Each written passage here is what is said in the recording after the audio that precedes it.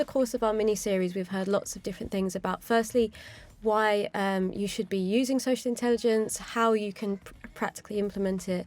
And this last one is going to be looking at the sorts of projects that it works best for. I'm here with Ellie and Hannah. And so, yeah, let's begin by just thinking about where social intelligence works best. Okay. I mean, the nature of the data means it does have to be an area that people are generally talking about online, which tends to be a good starting point. And because of that, it does tend to lend itself most of the time to things such as customer journeys, customer experience. Also, we do a lot of work in the healthcare sector, so patient experience, but it's not restricted to that. It's also used a lot to understand responses to campaigns, new product launches, competitor activity, that a brand might want to understand more about what competitors are doing. And also, I think it's not just where does it fit in terms of what it informs. It can really inform marketing and digital strategies moving forward. Yeah, I guess it's also like we're seeing loads of briefs at the moment around sustainability and just, are people talking about sustainability? Does it actually matter to people? What kind of things we're talking about? And it can be really useful just kind of understanding people's opinions on a specific topic. Yeah. So almost you can identify emerging trends just based on how much people are talking about certain things. You've talked quite a lot about different sectors, different types of projects. One of the ones that you mentioned was healthcare. I just sort of wondered, why was it that healthcare was so great in terms of social intelligence? Why is that methodology so useful? I think it can be social data, forum data for healthcare can be really useful, and a lot of people go online to seek reassurance from each other. We see sufferer groups just saying, well, I've just had this diagnosis, what does this mean to me, how is it going to affect my life? And I think maybe a lot of people aren't able to get that level of emotional reassurance, say from their healthcare professionals or even from their wider networks, if their networks don't have experience of the same sort of conditions, and so looking at social data can be really good for giving us that more emotional understanding of kind of where people are at different points in their patient journeys, and obviously that can then be used to sort of figure out how to speak to these people and what reassurances they might need or what needs they might have for different products and that kind of thing. Some of this is really tricky to do through primary research. So one example is I've done work around heroin use, heroin addiction, opioid use. To do that through primary is very challenging and expensive. And whilst I didn't think people would be talking openly about this online, people were, and actually we learned a lot about their journey of addictions. When I started working in social intelligence, I was surprised at how much people talk online about stuff that, and I think it is because it's almost anonymous. Yeah. Even though it's very public, it's anonymous at the same time, especially if you're on forums and things like that. So any topic that's kind of a bit awkward to talk about, actually go online and there's probably conversations about it.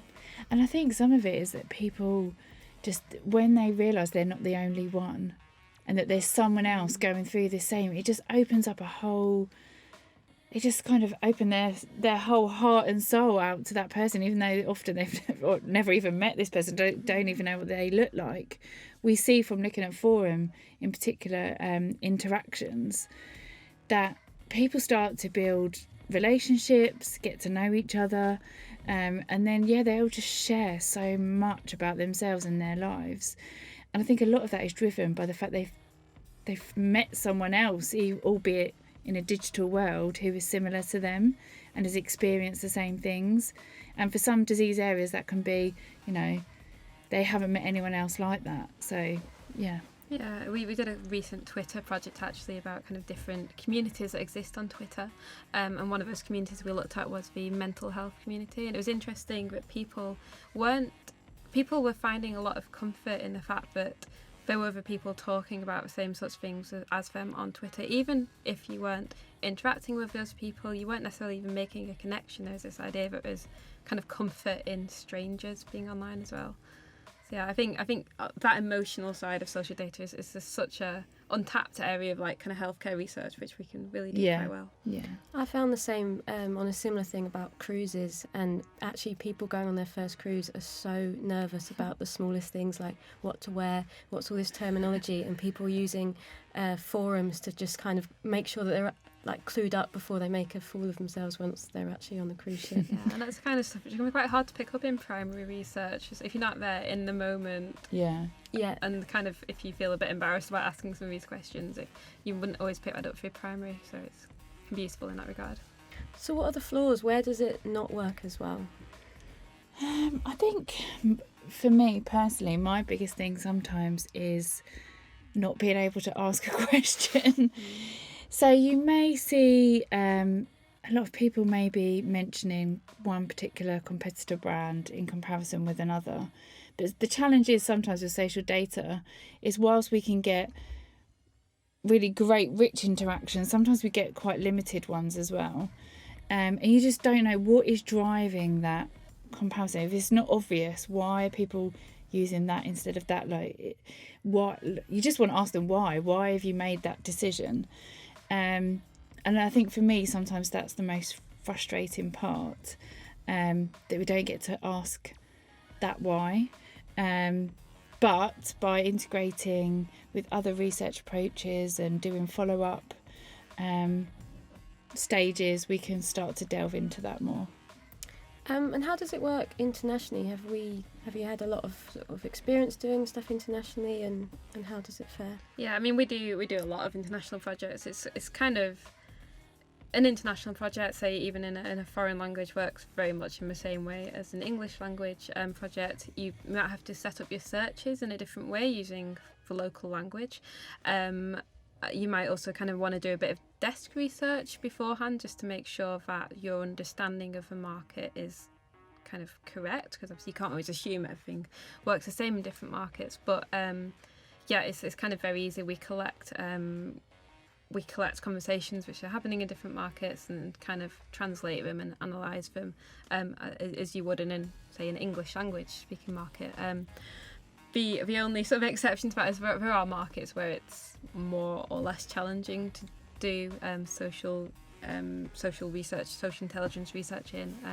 Like China, for example, is probably the best example of a market where there are obviously restrictions to the sorts of sites which people can access and the sorts of data which is available for us to use, but also obviously there are a lot of other social platforms which people access in say China, which we might not necessarily have access to through the usual tools which we use, and there are ways of getting around that. We might work with moderators on the ground in China who can access the social platforms. It's a little bit more difficult for us to, and start kind of scraping some of that data for us, but there are definitely markets where it's a bit more challenging. Yeah, definitely. Russia is another one that can be challenging at times, and also sometimes from the Asian markets, from a character perspective, some of the social listening platforms, some are better than others in terms of recognising and allowing you to build searches using those characters. But yeah, I mean, Asian markets can be more, particularly as Hannah said, China, more challenging at times, but generally there's kind of a workaround. I don't think we've come across a market that we've not been able to do yet, have we? We've worked with Japan, we've done work in China, Korea. It's been a mix. And I guess then adding in culture and trends as well helps to kind of add context to those findings. Yeah, that definitely does make a difference. Just as I mentioned, Korea there brought to mind a project we did with Korea, in Korea, sorry. And definitely having the culture and trends just helped us explain why the findings were so different there. And also what we do see, interestingly, is how people choose to communicate on social and openly, digitally, is very different across different markets. So what we see in America is a lot of what we call share commenting. So that the Americans really on the social, particularly forums, like to really share their experiences and will really become brand advocates, and will actively share their success stories with lots of other people.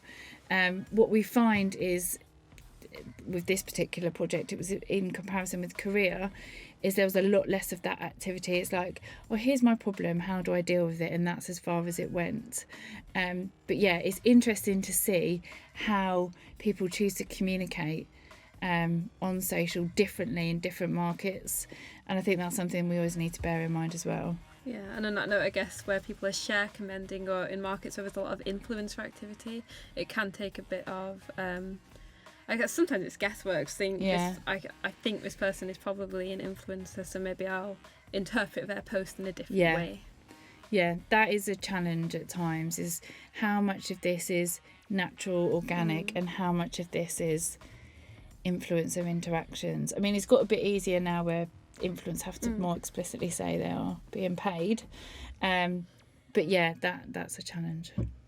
Great. Well, thank you very much. This was the fourth in a mini-series of episodes in the run-up to Esomar. I just had one final question for you both. Which project are you most proud of and why?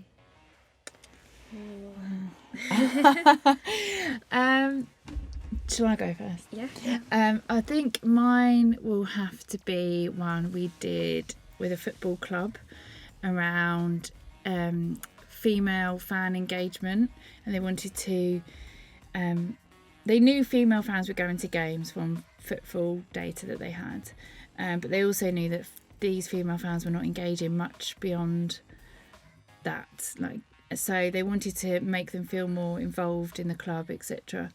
So yeah, we did a piece where we followed a group of fans with their permissions on social, understood how they choose to project their football fandom, and basically we then did in-home interviews with those fans. They then came into and worked into the club themselves, and we did a co-creation workshop for their social and digital strategy moving forward, with content that might appeal to them more than it did at the moment. So I think that's probably my proudest one to date. I think mine might be, I think I mentioned it earlier, a project we did with Twitter, which launched back in September, which was a really big integrated project, so lots of different streams. But what we did was we identified through network analysis a load of, basically different communities that existed in Twitter, and we used primary research and also what we call social ethnography, where we sort of follow people on their social media platforms for a couple of weeks to basically understand what it means to be part of a community member on Twitter, and how do they talk to each other, and what emotional needs is Twitter fulfilling, and all that kind of thing. And it was a kind of really interesting project that we got a lot of rich data out of through using those integrated methods. Great. Well, thank you very much, and thank you very much for listening.